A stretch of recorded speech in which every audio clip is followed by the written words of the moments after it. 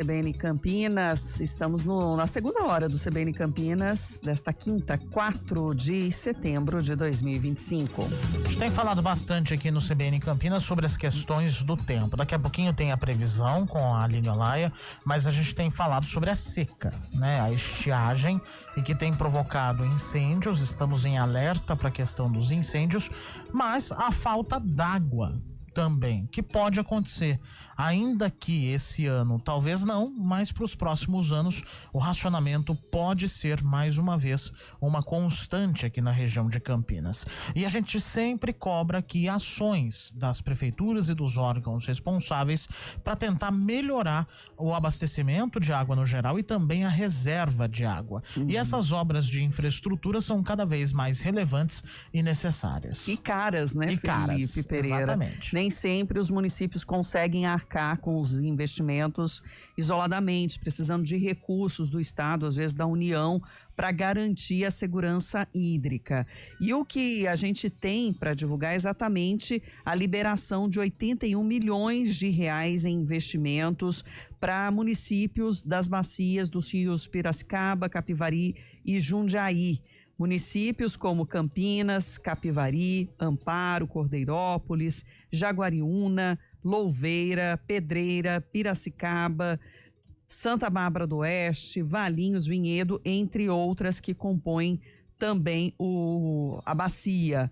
E a gente conversa com a Patrícia Barufaldi, que é diretora técnica da Agência das Bacias PCJ, para explicar mais detalhadamente, né, como esses benefícios vão ser distribuídos e para que tipo exatamente de investimentos. Seja bem-vinda, Patrícia. Bom dia, Sandra, Felipe, né, demais ouvintes aí. Exatamente isso. Na última reunião plenária, né, dos comitês PCJ, foram deliberados mais de 81 milhões de reais para esses 16 municípios aí das bacias PCJ, né? Então são pleitos, né, que os municípios eles protocolam aqui na agência, né, através de editais específicos, em busca desses investimentos, né, sempre baseados em documentos de planejamento, ou seja, planos municipais relacionados às temáticas que envolvem a parte de combate a perdas, né, planos municipais de saneamento básico, de saneamento rural, planos de drenagem, né, para promover toda essa gestão aí dos recursos hídricos. Então, dentro desse rol de ações, nós temos elencados pleitos relacionados com esses planos, né, que eu acabei de mencionar, além de projetos e ações, serviços, né, de combate às perdas e tratamento de esgoto. Então, são as ações que nós financiamos e que esses municípios também estão dentro de um rol de prioridades ali dentro do nosso plano das bacias PCJ. Então, nada é deliberado dentro das especificidades ali desse plano de bacias. Patrícia, você pode, justamente essa questão do plano das bacias, para o ouvinte poder ter uma noção, o que é esse plano, como está sendo formado esse plano e quais são as prioridades dele? Então, o plano que hoje vigente, né, ele envolve o período aí de 2020 a 2035. Agora, em 2026, nós faremos a revisão dele. Então, nesse plano, ele consta todo um diagnóstico da bacia em termos de recursos hídricos, né? Então, envolve a temática do saneamento, do abastecimento, proteção de mananciais. Então, é um estudo bastante completo e complexo, vamos falar assim, para essa gestão dos recursos hídricos, ou seja, o recurso hídrico, né, a gente gosta de frisar que o recurso hídrico, vamos entender assim, é a água que está passando ali no rio, tá? A gente acaba não entrando na questão da água tratada, tá? Então, é garantir a qualidade e quantidade de água ali no rio, Então, é todo esse planejamento que consta do plano das bacias PCJ. E os projetos, imagino que eles precisam estar bem estruturados, sejam para garantir esses recursos, como também para realmente serem concretizados, né? Exatamente. Então, nós abrimos o editais, né, para que nós possamos repassar os recursos da cobrança pelo uso da água, que é uma das fontes de financiamento, e os comitês também deliberam sobre os recursos dos royalties do setor hidrelétrico, que ele recebe uma cota parte do Estado para que seja investido aqui também na bacia, né? Uhum. O que somam esses 81 milhões aí, mais de 81 milhões de reais. E ou quais dos projetos vocês identificam como os mais relevantes ou que trazem o maior impacto? A gente não deixa de financiar os planos que são a base para o planejamento, né? Então, tudo que estiver contido nesses planos, eles são passíveis de financiamento aqui nos comitês PCJ e agência. Uhum. Mas aqueles que surtem realmente efeito são os serviços, né, implementados, provenientes desses planos, né? E dentre eles nós temos alguns aí elencados, né, que são serviços de combate às perdas, né? Onde o município pode promover a troca de uma rede, a melhoria da setorização, né, controle de vazamentos, enfim, são ações na prática, né, com o intuito de combater esse desperdício, porque a gente sabe que o índice de perdas dos municípios, ele é bastante elevado. Então, quanto mais a gente conseguir reduzir essas perdas, mais o município vai aproveitar aquela água que ele capta do rio, né? Uhum. Ou seja, vamos combater esse desperdício, né?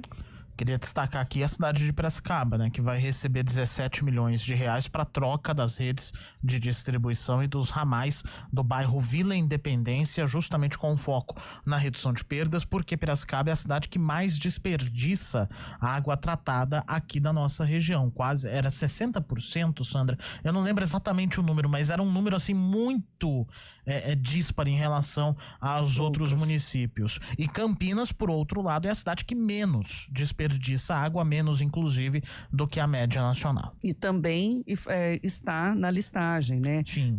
Dos municípios que vão ser contemplados com os recursos. 17 milhões e 700 mil reais para substituição de redes e ligação de água no bairro Vila Industrial.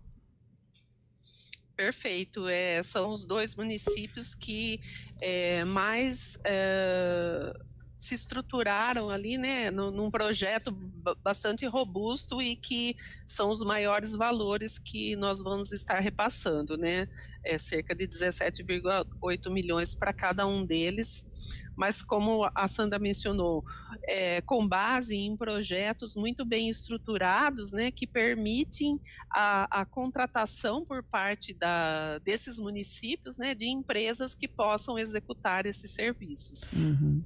Patrícia, tem uma questão aqui, Jaguariúna, por exemplo. Jaguariúna tem 3 projetos, né, selecionados. Um deles é para o transporte de esgoto, além do projeto da estação de tratamento da subbacia do Rio Jaguari, mas tem um que me chamou a atenção, que é a elaboração do plano de saneamento rural. A gente costuma deixar isso de lado e a gente costuma não dar a devida importância para a questão do saneamento em áreas rurais, ainda mais na nossa região, que tem um desenvolvimento rural bastante intenso, né? Exatamente, né? Os comitês PCJ, com a advinda do marco do saneamento, né? Hoje ele é uma obrigação atender tanto a zona urbana, né? Quanto a zona rural, por parte das concessionárias, né, responsáveis aí pelo tratamento de esgoto. No entanto, essa iniciativa de financiar especificamente, né, o plano de saneamento rural, ele vem um pouco anterior à questão desse marco legal, onde as companhias, né, as concessões, elas se elas focavam, né, no tratamento do esgoto urbano, e o esgoto rural ele ficava a cargo às vezes do município, né? Então, com o intuito do planejamento dessas ações por parte dos municípios, lá atrás o comitê começou a financiar esses planos, até para a gente conhecer, né, qual é a grandiosidade, né, desse trabalho, e a dificuldade também de executar sem ter um planejamento, né? Só que hoje, com o marco legal, isso passa a ser uma obrigação da concessão, né, atender à integralidade ali do município. Mas o comitê não deixa de financiar esses planos, até porque às vezes o plano de saneamento básico vigente, ele não contemplava essa área rural. Então, ele é um complemento para o plano de saneamento básico, né?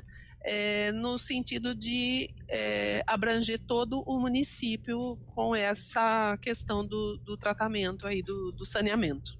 E aí, só para a gente destacar também em Amparo, né, que tem um valor também significativo de 9.600.000 para a implantação da estação de tratamento de lodo ETA 1 e 2 ali no município. Mas tem também plano diretor de drenagem para Valinhos, para Vinhedo. Vinhedo também tem implantação de redes coletoras de esgoto. Então, são diferentes ações, né, dependendo da necessidade realmente aí de cada município.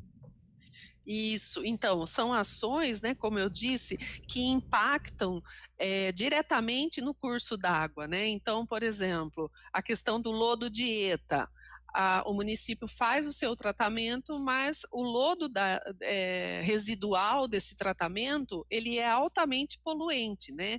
Então, se não for dada a destinação correta, ele vai desenquadrar totalmente o rio, né, aquele curso d'água que está passando ali. Então, é uma das ações que nós financiamos. A parte da drenagem também, o comitê, ele elaborou planos, vou falar assim, planos macro-regionais, né, da bacia como um todo. Então, já foi elaborado o da bacia do Capivari, o da bacia do Jundiaí, temos a bacia do Quilombo, né, com um plano de drenagem envolvendo toda essa bacia. Agora, cabe aos municípios absorver dentro do seu plano municipal as regras macro estabelecidas por esses planos, olhando os seus cursos d'água locais, né, para fazer essa gestão, porque a gente sabe também que a calha do rio, que é, vamos dizer assim, a drenagem macro, né, ela impacta significativamente se ela estiver totalmente desordenada, sendo feito serviços, às vezes, de desassoreamento ou retificação sem nenhum critério, né? Então, também é uma ação focada ali no curso d'água, né? Então, esses planos nós estamos dando a oportunidade do município olhar para os afluentes desses rios maiores aí, vamos falar assim. E a liberação desse repasse é imediato, leva um tempo, e como que é também o andamento, né, o acompanhamento das ações? Esses pleitos, eles já vêm há quase um ano acontecendo, porque a gente faz toda uma análise prévia, tentando deixar a documentação a mais completa e redondinha possível, né? Agora, nós encaminhamos com aprovação e indicação pelos comitês, nós encaminhamos isso para a coordenadoria, a diretoria de recursos hídricos da CEMIL, né, que é a Secretaria de Infraestrutura e Logística, que coordena ali o Fundo Estadual de Recursos Hídricos, né, o FEHIDRO, e lá existem agentes técnicos, vamos falar assim, específicos, que vão fazer a análise oficial desses projetos, né? Então, a gente procura que eles sejam encaminhados com a máxima documentação para que ele ocorra essa contratação e assinatura de contrato o mais rápido possível. Sim. O nosso prazo legal é até o final do ano que esses projetos sejam analisados e finalizados a contratação com assinatura dos contratos. Após isso, o município vai ter também um prazo de aproximadamente 150 dias para licitar e iniciar as obras. Então, é esse mais ou menos o panorama ali, né? Até meados de meio do ano de 2026, a gente espera que eles estejam iniciando aí essas obras ou esses estudos financiados. Patrícia Barufaldi, que é a diretora técnica da Agência das Bacias PCJ, trazendo essas explicações, então, dos investimentos e empreendimentos dos municípios das bacias dos rios Piracicaba, Capivari e Jundiaí. Obrigada pela atenção. Um bom dia para você, Patrícia. Eu que agradeço, Sandra, Felipe, pela oportunidade. Estamos à disposição aqui. Muito obrigado. 10h21. CBN, tempo e temperatura.